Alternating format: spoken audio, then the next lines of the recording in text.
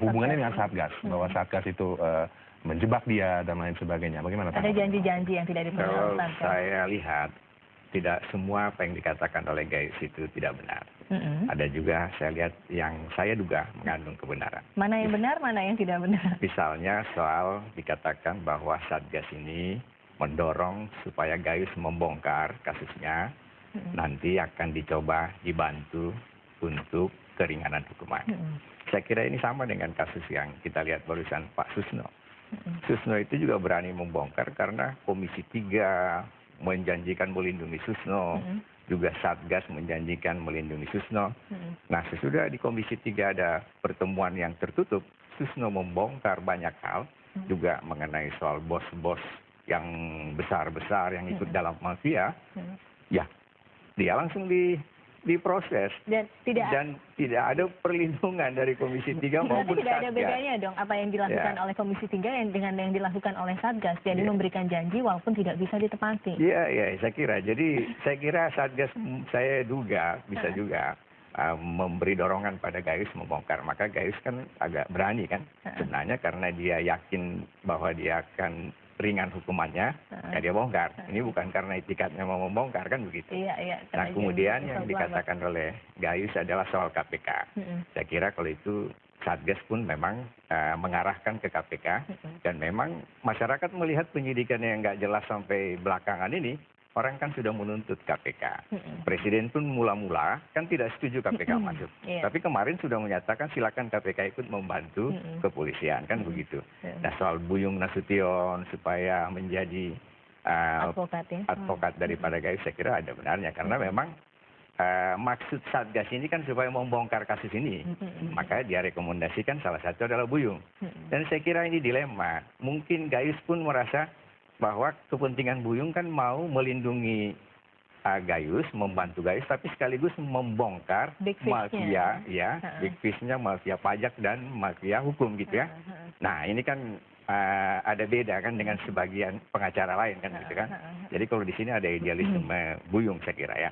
Nah, tapi yang menarik adalah pada saat Gayus bicara tentang Antasari, bahwa Sirus tidak bisa kesentuh, polisi tidak mau, tidak. Dikatakan Sirus itu luar biasa hebatnya gitu ya. Susah sekali jadikan sebagai terdakwa ya. Karena ada kaitan dengan Antasari, bahwa bisa dibongkar kasus-kasus yang lain karena Sirus adalah penuntut umum daripada saat kejadian itu. Jadi ini yang menarik sebenarnya, bahwa ini banyak rekayasa-rekayasa juga yang harus kita bongkar. Banyak pihak-pihak yang terlibat. Ya. Nah, soal masalah CIA, soal masalah ada pajak perusahaan besar yang melibatkan tokoh besar, saya kira itu perlu juga diklarifikasi oleh Satgas saya kira. Jadi ada yang benar, ada yang kurang benar, ada yang mungkin tidak bisa kita percaya sama sekali. Ya? Menurut dugaan saya ya. Tapi karena memang kalau kita lihat Satgas Gayus ini sudah menikmati dia ini sebagai seorang pemain sinetron, aktor tunggal, apapun yang dikatakannya kan berubah-berubah sebenarnya. Kali ini dikatakannya begini, besok lagi dia ganti lagi. Tapi kalau kita tidak kritis, nalar kita tidak jalan, ya kita bisa salah untuk menangkap apa yang dikatakan oleh Gayus. Satgas kemudian melakukan klarifikasi. Begitu saya ingin pendapat dari Pak Martin. Kan akhirnya membuat orang bingung juga, ini Satgas ini benar-benar melaksanakan tugasnya atau ternyata sudah menyelewengkan tugasnya begitu. Kalau dari pandangan Pak Martin, masih bisa kita kasih rapor biru atau sudah merah terhadap Satgas? Kalau yang kita harapkan sebenarnya adalah Satgas itu lebih fokus kepada soal-soal besar. Kan dulu Satgas sudah mengutarakan banyak mafia di banyak sektor. Tapi ini kan masih belum menyentuh ke sana. Hal-hal yang lebih besar yang seharusnya dilakukan oleh Satgas. Tapi Satgas merasa bahwa kasus Gayus ini adalah soal besar juga. Soal yang penting karena Gayus mempertontonkan diri bisa mengatur penegak hukum kita. Dengan uang yang didapatkannya tidak halal kan begitu. Nah, itu yang kita harapkan, bahwa Satgas ke depan itu harus betul-betul bisa memerankan dirinya dengan kekuatannya yang besar itu untuk membongkar mafia-mafia yang lebih besar. Jadi dia perlu Satgas dibubarkan begitu ya? Nah, kalau itu saya kira urusan presiden, Pak. Ini kan pembantu presiden. Presiden yang menilai ini Satgasnya ini sudah efektif membantu dia atau tidak.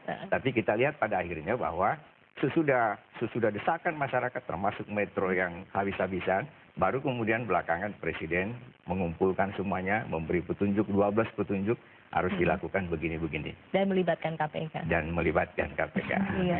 Ya, jadi ke Bu Yenti sebagai pengamat hukum, ini kan kasus yang pelik sekali kalau melihat distorsi politis terhadap kekuatan hukum sendiri. Kalau kita mau fokus kepada hukumnya sendiri, ini kan banyak sekali faktor-faktor X-nya. Betul, saya pikir sebenarnya kan Satgas itu membantu penegakan hukum mestinya. Tapi sekarang kan terbalik, jadinya malah Satgas seperti memimpin ya.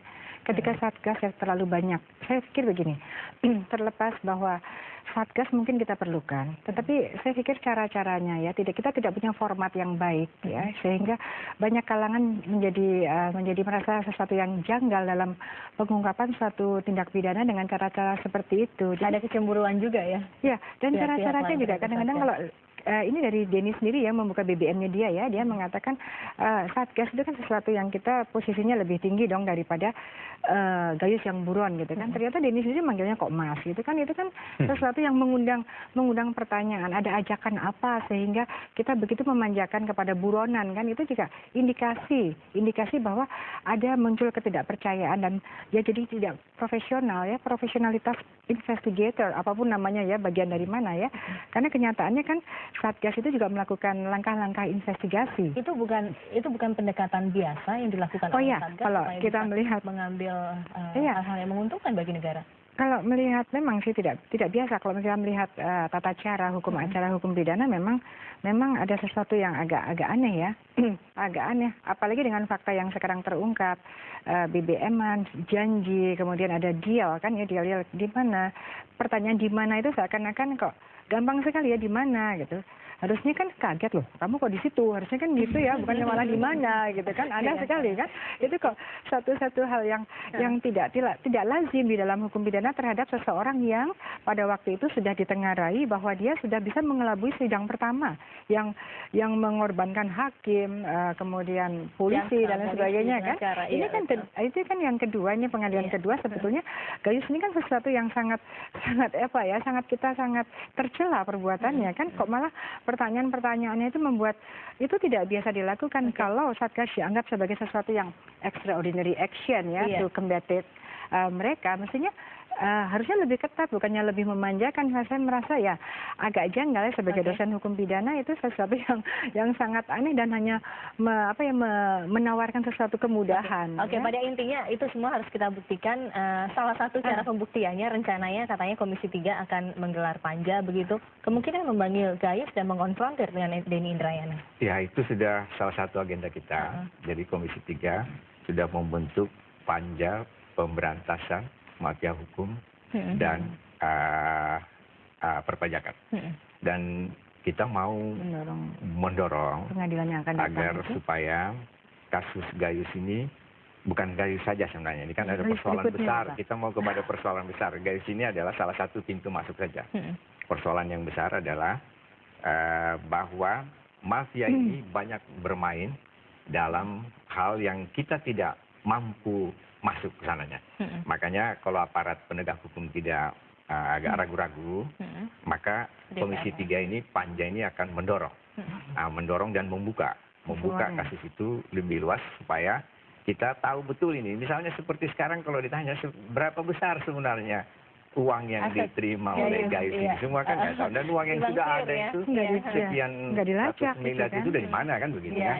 Jadi banyak lagi, dan jadi harus ada dorongan politik yang kuat supaya penegakan hukum kita ini benar. Kalau tidak, ini kan tidak kita sukai keadaan bahwa masyarakat marah kepada amburadunya penegakan hukum. Iya, bisa jadi nanti Komisi 3 menjadi Satgas jilid kedua. Nanti kita tunggu sisa-sisa kasus Gayus itu yang disebutkan, terutama kita tidak bisa mengabaikan begitu saja ya apa yang disampaikan Gayus kemarin, terutama juga berkaitan apa yang pernah disampaikan Pak Susno itu kalau tidak dibongkar itu akan menjadi penyakit terus. Itu selalu harus. Jadi harus dorong penegak hukum ke sana. Mungkin perlu didorong politik, sebetulnya bagi saya nggak usah ditolong, mestinya penegak hukum tuh mau. Maka sekarang diganti pola pikirnya, bukannya KPK membantu, tapi sekarang KPK yang jalan di depan, polisi membantu kalau nanti diperlukan. Harus dibalik. KPK-nya masih pekewu gitu. Baik, terima kasih Bu Yenti. Pak Martin, terima kasih. Tapi yang jelas ini asalkan jangan sampai mengarah ke impeachment. Pak Martin mungkin Saya kira itu Masih jauh. Kita inginkan pemerintahan yang kuat sebenarnya, tapi pemerintahan yang berpihak pada rakyat. Baik. Begitulah kita mengkritisi beliau ini, Iya. supaya berani kan begitu. Iya. Keberanian itu yang masih kurang. Anggota Komisi 3 DPR Martin Huta Barat dan pengamat hukum Yanti Ganasih, terima kasih sudah hadir bersama kami di Metro Siang. Dan pemirsa tetaplah bersama kami akan kembali dengan sejumlah informasi lainnya saat lagi.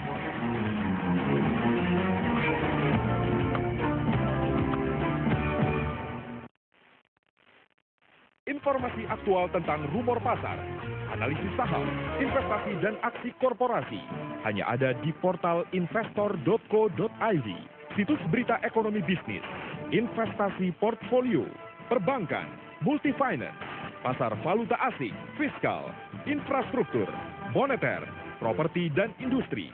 Hadir selama 24 jam tanpa henti. Investor, inspirasi dalam berinvestasi.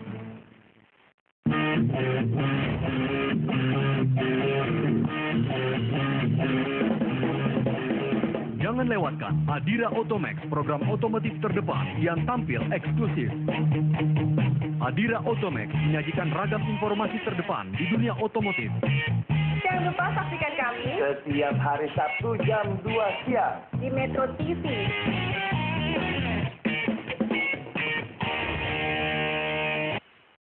Puri Mansion, gratis seumur hidup. Kolam renang, fitness center, tenis, basketball, dan lain-lain di Puri Mansion. Miliki hunian tipe Celtic 6 kali 15 meter, 31 kamar tidur dengan cicilan 9,8 juta rupiah per bulan. Hubungi 021 583 58500.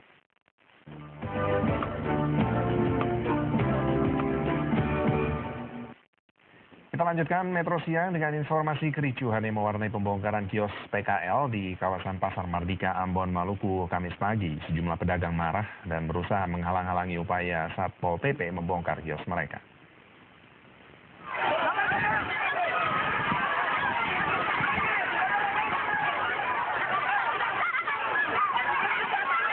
Untuk mencegah Satpol PP membongkar kios mereka di sepanjang trotoar Pasar Mardika, para pedagang melempari petugas dengan barang-barang dagangan mereka. Kericuhan baru dapat diredam